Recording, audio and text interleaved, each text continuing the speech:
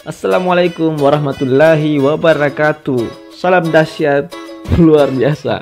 Ya, sekarang merupakan video kali ini dari channel Pak MS. Ini sekarang masuk di part 2 ya, yaitu bagian dari materi kesetimbangan ion dalam larutan garam.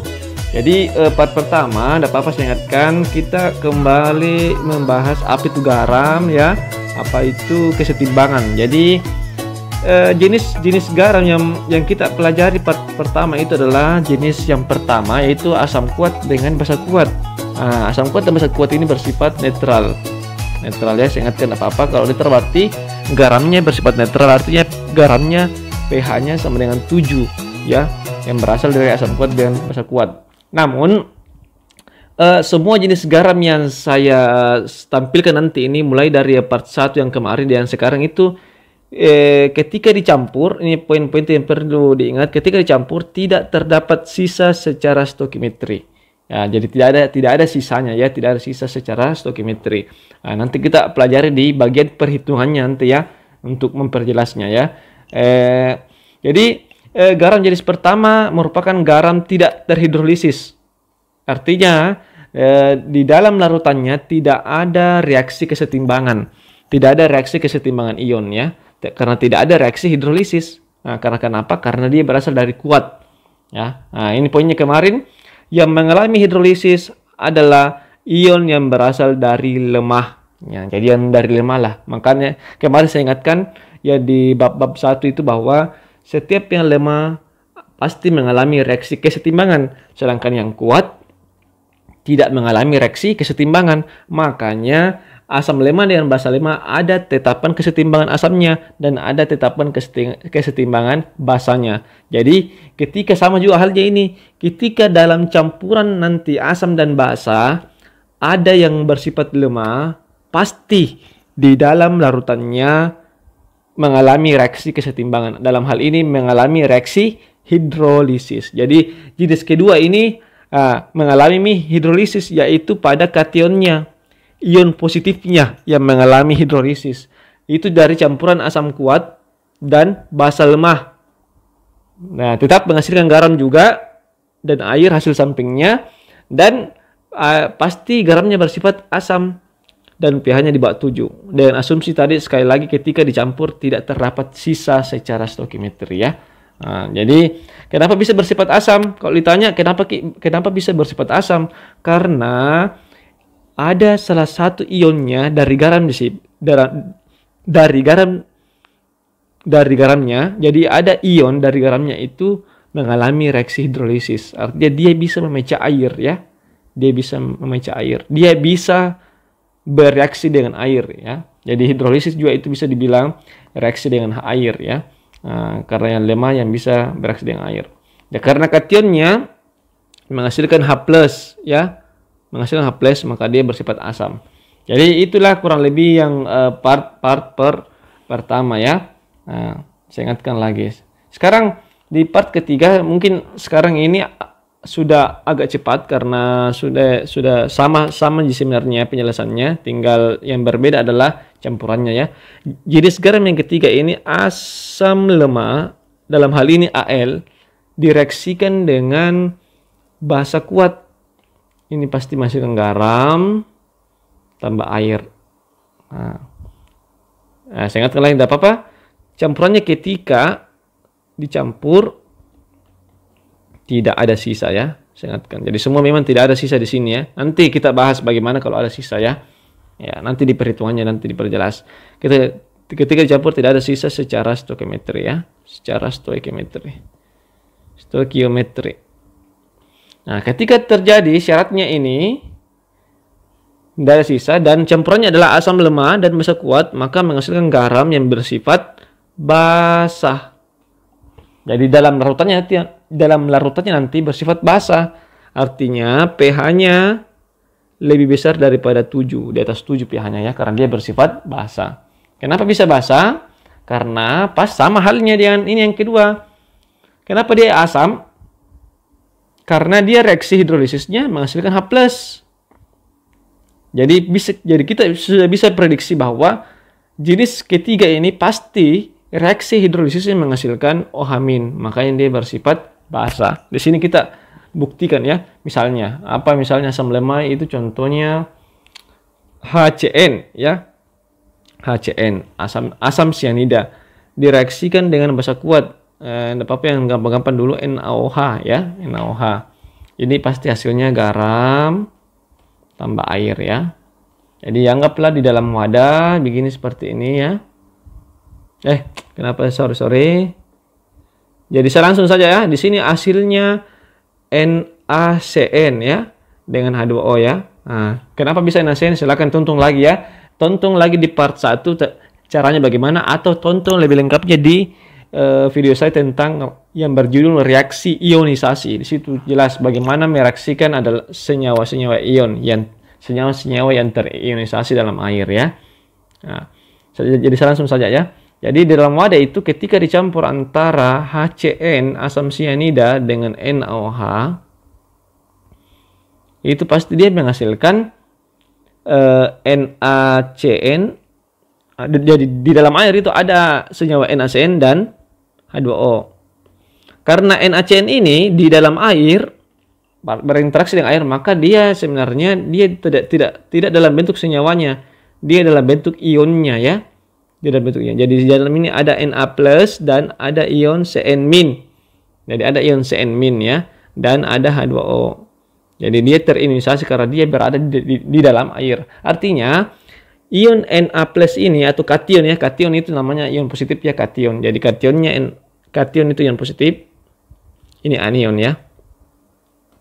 Ya. Artinya ini Na+ akan berinteraksi dengan air, dengan Cn- akan berinteraksi juga dengan air.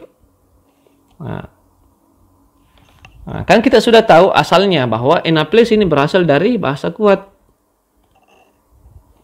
Maka pasti ketika dia berinteraksi dengan air tidak mengalami hidrolisis ionnya. Tidak bisa napecahkan air, dia tidak kuat memecah air ini ya. Makanya tidak ada reaksi keset. Inilah sebabnya kenapa itu senyawa kuat. Saya ulangi, itulah kenapa senyawa asam kuat basa kuat tidak mengalami kesetimbangan, karena dia tidak bisa memecah air. Itulah sebabnya sebenarnya ya. Nah, makanya dia tidak tetap dalam bentuk Na+-nya. Berbeda dengan Cn, karena dia berasal dari asam lemah ya, Cn- ya. Bagi yang Anda belum bisa membedakan mana asam kuat, mana basa kuat, mana asam lemah, mana basa lemah, maka Anda harus tonton lagi di video saya tentang larutan asam dan basa. Di situ saya perlihatkan situ di asam kuat dan basa kuat ya. Jadi Anda tinggal hafalkan. Jadi sisanya yang lemah, yang Anda tidak hafal ya. Jadi saya langsung saja ya. Jadi mohon maaf, saya langsung saja di sini jelaskan bahwa Cn- berasal dari asam lemah, yaitu HCN ya. Asam lemah ini asam lemah, NaOH itu basa kuat ya. Saya langsung saja.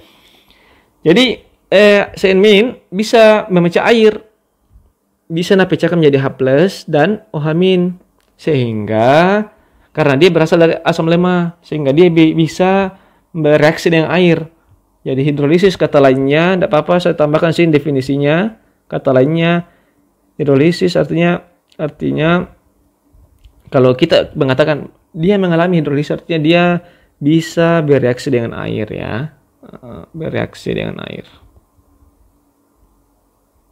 Atau dia bisa memecah air, sama ya, sama yang kemarin itu saya jelaskan. Nah, jadi dia bisa memecah air atau dia bisa bereaksi dengan air, ini Cn-, karena dia berasal dari lemah. Na+ tidak bisa ya, tidak bisa, makanya tidak terjadi reaksi kimia. Sehingga ini Cn- akan bereaksi dengan, karena dia bermuatan minus, akan bereaksi dengan H+ ya. Jadi HCN, jadi terbentuk kembali asamnya ya, asam lemah tambah OH-, sisanya OH-. Nah, karena mengalami reaksi hidrolisis, reaksi kesetimbangan, maka dan hasilnya OH-, maka dia bersifat basa. Inilah mengapa dia bersifat basa. Karena reaksi hidrolisis di dalam larutan garamnya menghasilkan OH-. Jadi saya langsung saja kesimpulannya, Karena campuran asam lemah dan basa kuat, saya ambil saja di sini, dalam larutan garamnya. Jadi karena campuran asam lemah dan basa kuat dalam larutan garamnya,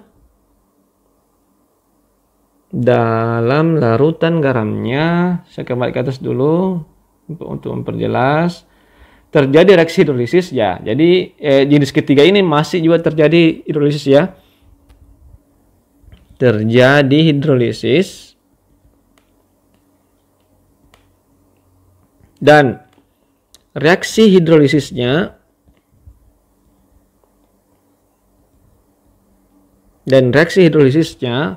menghasilkan ion OH-,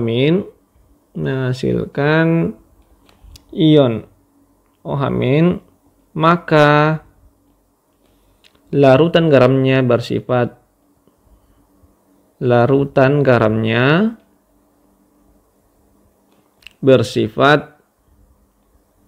basah. Nah, ini kesimpulan dari jenis ketiga. Jadi saya ulangi, tidak apa-apa. Karena campuran asam lemah dan basa kuat dalam larutan garamnya, jadi di dalam larutan garamnya ini ya, dalam larutan garamnya terjadi hidrolisis. Jadi ada hidrolisis Cl- ya, Cn saja ya, Cn bukan Cl, sorry, Cn. Dan reaksi hidrolisisnya menghasilkan OH-, maka larutan garamnya bersifat basah ya. Jadi ini merupakan juga termasuk asam lemah tambah basa kuat, termasuk garam yang terhidrolisis ya, terhidrolisis sebagian ya, sebagian. Nah, sehingga garam ini bersifat basah ya. Nah, sama juga. Jadi jenis ketiga dan jenis kedua itu, jadi garam yang jenis ketiga dan garam yang jenis kedua itu sama-sama merupakan garam yang terhidrolisis sebagian. Jadi ada dibilang terhidrolisis sebagian, dan ada nanti juga terhidrolisis sempurna. Jadi kita baru membahas sebagian ya.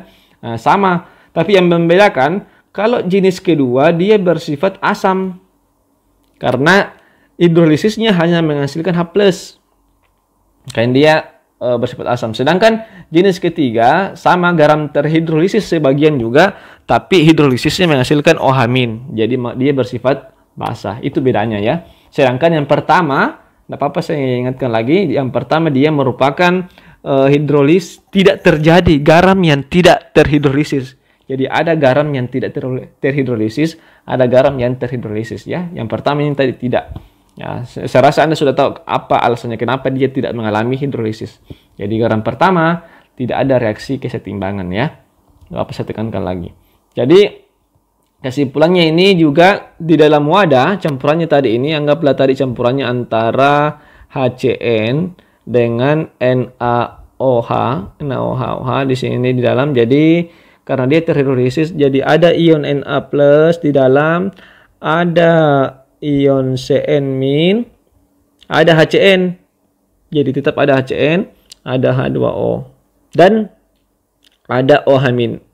Nah, karena ada OH-, dia bersifat basah. Campurannya ini ya, campurannya. Ya. Jadi inilah jenis ketiga. Nah, sekarang kita masuk jenis keempat, yang terakhir ya. Garam jenis keempat itu ya adalah campuran dari asam lemah dan tambah basa lemah. Jadi sama-sama lemah. Nah, ini pasti menghasilkan garam dan air ya. Nah. Ya, jadi sama. Tidak apa-apa saya ingatkan lagi. Jadi ini ketika dicampur tidak ada yang sisa. Secara stoikiometri. Nah, nanti kita masuk di perhitungannya bagaimana itu ya, lebih jelasnya. Jadi ketika syaratnya ini dipenuhi, tidak ada sisa ketika dicampur, dan zatnya itu asam lemah dan basa lemah dicampur, pasti menghasilkan garam. Kenapa menghasilkan garam? Karena setiap asam direaksikan dengan basa pasti menghasilkan garam dan air, ya. Baik itu asam apapun itu, baik itu kuat maupun lemah, ya. Begitupun juga basa apapun itu, baik itu kuat maupun lemah, pasti menghasilkan garam. Cuman karena asam lemah ditambah basa lemah, ini disebut garam yang saya sebutkan garam tergantung. Jadi sifatnya tergantung sebenarnya maksud saya, ya. Yang tadinya jenis pertama bersifat netral, artinya pH-nya sama dengan 7. Kalau jenis kedua bersifat asam, artinya pH-nya di bawah 7. Garam jenis ketiga pH-nya bersifat basa, pH-nya di atas 7. Sedangkan garam jenis keempat ini, asam lemah tambah basa lemah, garam yang tergantung. Nah, jadi sifatnya tergantung. Tergantung apa? Tergantung nilai Ka-nya dan Kb-nya. Jika Ka-nya sama dengan Kb, maka garam ini bersifat netral. Artinya pH sama dengan 7. Kalau Ka-nya sama dengan Kb. Jadi ingat, kenapa ada Ka dan Kb? Karena asam lemah. Ingat, yang lemah pasti ada Ka-nya. Kalau asam lemah Ka, sedangkan basa lemah itu Kb. Jadi tergantung. Jadi kita melihat yang mana besar konsentrasinya, yang mana besar nilai Ka-nya. Dan kalau Ka-nya sama, kalau sama besar berarti pH-nya langsung sama dengan 7. Sedangkan kalau Ka-nya lebih besar daripada Kb, maka dia bersifat asam. Artinya kalau asam pH-nya di bawah 7, lebih kecil daripada 7. Jadi kemudian kemungkinan ketiga, tergantung yang ketiga itu Ka-nya lebih kecil daripada Kb. Artinya Kb yang besar, ya. Jadi ini bersifat basa. Artinya pH-nya di atas 7. Jadi tergantung, ya. Sekali lagi untuk jenis keempat itu tergantung nilai Ka-nya dan Kb-nya. Kalau sama berarti netral, Kalau yang besar Ka berarti bersifat asam. Kalau yang besar Kb maka bersifat basa, ya. Nah, saya harap Anda memahami, ya. Nah, misalnya contoh, campurannya itu HCN ditambahkan dengan NH4OH. Nah, ketika dicampurkan ini maka menghasilkan, saya langsung saja, ya, karena saya anggap Anda sudah memahami, NH4+ tambah NH4CN maksud saya, ya. Nah, tambah H2O. Jadi ini adalah garamnya, NH4CN, amonium cyanida. Jadi ketika dicampurkan ini, saya langsung saja campurkan NH4OH. Saya campurkan di sini HCN. Maka terbentuk NH4CN dan H2O. Jadi ada H2O dengan NH4CN. Artinya, saya ulangi sekali lagi, NH4CN dalam air artinya dia terioninisasi, ya. Jadi sebenarnya bukan dalam NH4CN. Jadi dia akan terioninisasi menjadi NH4+ dan Cn-. Ada juga air H2O. Nah, karena ada NH4+ dan Cn- di dalam air, maka dia berinteraksi. NH4+ berinteraksi dengan air, sedangkan Cn- berinteraksi dengan air. Nah, karena NH4+ merupakan lemah, asalnya dari basa lemah, sedangkan Cn- juga berasal dari asam lemah, sama-sama lemah, maka dia terhidrolisis semuanya, ya. Nah, jadi ini hasilnya dia NH4OH tambah H+, sedangkan di sini HCN tambah OH-. Jadi reaksi kesetimbangan semua. Jadi karena semuanya terionisasi, makanya garam ini merupakan garam terhidrolisis sempurna. Nah, jadi baik itu kationnya maupun anionnya semuanya terhidrolisis semua. Jadi sifatnya tergantung. Jadi bisa juga dikatakan garamnya terhidrolisis sempurna. Jadi di dalam larutannya mengalami reaksi kesetimbangan ya, sangat banyak reaksi kesetimbangannya. Jadi seperti begini ya. Jadi di dalam wadah itu, dalam wadah, anggaplah tadi ini campurannya NH4OH. Saya ulangi lagi tidak apa-apa supaya lebih paham.